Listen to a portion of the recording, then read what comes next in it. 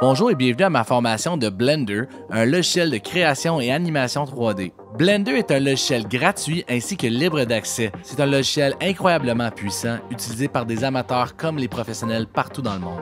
Je vous invite d'aller sur blender.org et télécharger la version la plus récente du logiciel. Gardez en tête que faire de la modélisation 3D sur un ordinateur demande une certaine puissance graphique qui n'est pas disponible à tous. Donc, il y a un risque que votre ordinateur n'ait pas la puissance minimale pour faire rouler le logiciel. Dans le doute, je vous invite de consulter les requis nécessaires sur le site de blender.org. Une fois Blender installé, vous pouvez ouvrir le programme et ensuite l'espace de travail va se présenter à vous. Par défaut, un cube est dans l'espace de travail. Avant de commencer la modélisation, nous allons faire le tour des outils nécessaires pour compléter le projet d'aujourd'hui. Blender est un logiciel incroyablement puissant et peut être intimidant pour certains débutants. Aujourd'hui, nous n'allons pas devenir des experts de modélisation, mais simplement se familiariser avec certains outils qui nous permettent de faire des objets de base. La modélisation 3D est un art. Plusieurs professionnels dans ce domaine ont passé leur vie à peaufiner leur technique. C'est possible que certaines personnes qui ont des aptitudes en sculpture et dessin soient plus à l'aise dans la modélisation 3D. D'ailleurs, le Québec est un endroit incroyable pour les gens qui veulent œuvrer dans ce domaine, que ce soit pour les effets spéciaux et les jeux vidéo. Si une carrière en modélisation 3D vous intéresse, il y a une panoplie de cours techniques disponibles à vous qui vous donnera les outils pour œuvrer dans ce domaine. Donc, pour commencer, nous allons faire un tour des outils que nous allons utiliser aujourd'hui dans la création de notre objet. D'abord, nous allons voir comment changer la perspective sur notre espace de travail. Si vous cliquez et tenez la bille centrale de votre souris, tout en bougeant la souris de droite à gauche ou haut en bas, vous serez en mesure de faire le tour de l'objet et de l'espace de travail. Si on roule la bille de notre souris vers le haut ou le bas, on peut s'éloigner ou s'approcher de notre espace de travail et de l'objet devant nous. Pour déplacer le point central de notre vue, on peut cliquer et garder notre doigt sur la bille centrale et déplacer notre souris. En ce moment, notre vue est en mode perspective. Ce mode tente d'imiter ce qu'on voit avec nos yeux à l'écran. Nous avons aussi accès au mode orthogonal qui va nous permettre de voir du devant, côté et dessus de notre objet. Contrairement au mode perspective, la vue orthogonale nous donne l'impression de regarder une feuille de papier ou notre objet dans un espace deux-dimensionnel. Sur le clavier numérique à droite de votre clavier, si vous tapez la touche 1, vous allez avoir une vue du devant, la touche 3 de côté et la touche 7 le dessus. Je risque de passer de un mode à l'autre tout au long de la création de mon objet aujourd'hui. Pour sélectionner l'objet devant nous, nous avons simplement à cliquer à gauche sur notre souris par-dessus le cube. Une ligne va apparaître autour de notre objet pour confirmer notre sélection. Si on veut déplacer notre cube dans l'espace, nous devons taper le bouton G sur notre clavier et simplement déplacer notre souris pour déplacer l'objet. Une fois nous sommes contents avec son emplacement, cliquez la souris à gauche pour confirmer votre choix. Vous pouvez annuler un déplacement ou tout autre changement en faisant CTRL-Z ou Edit et Undo. Si vous voulez rétablir un changement, suffit de faire Edit et Redo. Mon projet aujourd'hui, c'est de créer une table à partir de ce cube. Pour y arriver, nous devons faire des modifications à notre cube existant. Pour modifier un objet, assurez-vous que l'objet est sélectionné.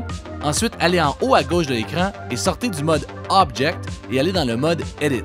Nous avons maintenant la possibilité de modifier le cube davantage. Vous avez des points représentés par le point noir, des rebords représentés par les lignes et des surfaces représentées par les surfaces du cube. Pour vous donner une comparaison, imaginez un morceau d'argile que vous avez devant vous qui va devenir une sculpture. Ce qu'on va faire, c'est carrément de sculpter notre objet, mais en déplaçant des points, des rebords et des surfaces. On peut les agrandir, les tourner, les supprimer ou en ajouter. D'abord, en haut à gauche, nous avons le choix entre les trois modes, point, rebord et surface. Suffit de choisir lequel vous voulez travailler avec. Je sélectionne le mode point et vous allez voir, je sélectionne le coin ici, je pèse le bouton G sur mon clavier et avec ma souris, je peux déplacer le point où que je veux. On peut répéter la même chose avec l'option rebord, comme ceci, ainsi que les surfaces. Voici quelques exemples en ligne de gens qui ont créé des objets avec Blender. La plupart, c'est des professionnels, mais certains, c'est des amateurs comme vous. Par contre, il y a une chose de constant. Chaque objet est créé à base de surfaces, de rebords et de points. Notre table d'aujourd'hui sera très simple, mais avec du temps et de la pratique, les possibilités sont infinies pour vos créations. D'ailleurs, Blender a un guide d'utilisateur très rigoureux et il y a une tonne de ressources numériques et de tutoriels en ligne qui démontrent plusieurs outils et méthodes de création dans le logiciel. En plus de déplacer nos points, rebords et surfaces, nous pouvons les agrandir ainsi que les tourner.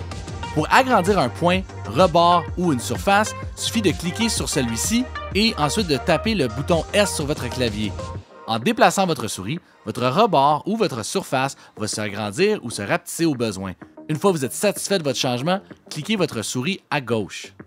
Quand on fait de la modélisation 3D, c'est très possible que nous avons besoin d'ajouter des surfaces ou d'ajouter des éléments à notre objet existant. Donc par exemple, je veux faire une extrusion de cette surface sur mon cube. Vous pouvez simplement taper la lettre E sur votre clavier et vous allez être en mesure de faire l'extrusion de votre surface en bougeant votre souris vers le haut ou le bas. Une fois satisfait, cliquez à gauche sur votre souris pour confirmer le choix. À certains moments dans notre création, il sera nécessaire de voir à travers notre objet. On peut faire ceci en cliquant en haut à droite ici pour choisir le mode Rayon X. Ceci nous permet de voir à travers l'objet aux autres surfaces points et rebords. Contrairement au mode de Rayon X, si on choisissait tous les points et rebords et surfaces dans notre vue, on n'aurait pas sélectionné ceux qui seraient derrière l'objet, donc derrière le cube. Le mode Rayon X nous permet de voir et sélectionner au besoin, même si ça se trouve derrière l'objet. Donc maintenant, c'est le grand moment de faire notre table. En résumé, nous avons besoin de faire une surface, ainsi que 4 pattes. Malheureusement, le cube en ce moment n'a pas assez de surface et de rebord pour nous permettre de faire ceci. C'est là qu'on doit faire de la subdivision. Subdivision, comme c'est connu dans Blender, nous permet de diviser les surfaces par le nombre que nous avons besoin. Dans le mode Edit, il suffit de cliquer le mode Rayon X et ensuite sélectionner le cube au complet. Vous devez ensuite peser sur CTRL-R pour qu'une ligne jaune apparaisse devant vous. Cette ligne jaune est un guide qui va vous démontrer où vous allez diviser votre cube. En roulant la bille de votre souris, vous pouvez augmenter ou réduire le nombre de divisions qui vont se faire sur la surface. Une fois le nombre choisi, cliquez votre souris à gauche et ensuite une deuxième fois pour confirmer l'emplacement des lignes. Pour diviser les autres surfaces, nous allons répéter l'exercice. Quand vous tapez CTRL-R et vous déplacez votre souris, la ligne jaune va se déplacer sur l'horizontale ou la verticale au besoin. Donc dans ce cas, nous allons être à l'horizontale au lieu de la verticale pour créer de nouvelles divisions. Nous allons répéter l'exercice jusqu'à temps qu'on ait 12 divisions par côté de cube.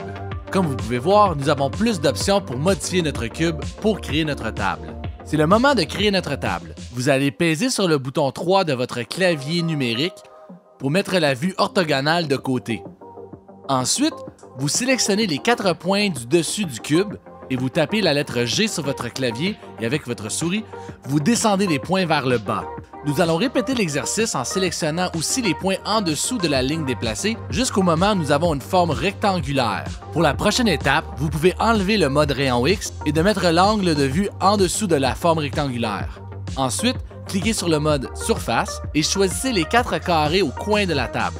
On peut revenir à la vue orthogonale de côté en pesant le bouton 3 sur le clavier numérique. Vous pouvez ensuite peser le bouton E pour extrusion et glisser votre souris vers le bas. Vous allez voir les pattes s'allonger et quand vous avez choisi votre longueur, cliquez la souris à gauche pour confirmer votre choix. Et voilà, en quelques minutes à peine, vous avez créé votre premier objet en 3 dimensions. Évidemment, cet objet peut être modifié davantage, il peut être colorié, il peut être texturisé, mais pour aujourd'hui, nous allons garder ça simple. Nous allons terminer aujourd'hui en faisant l'exportation de notre objet. Un objet comme celle-ci pourrait être imprimé au lab en 3 dimensions ou utilisé dans d'autres logiciels qui demandent des objets en 3D, dont des engins de jeux vidéo.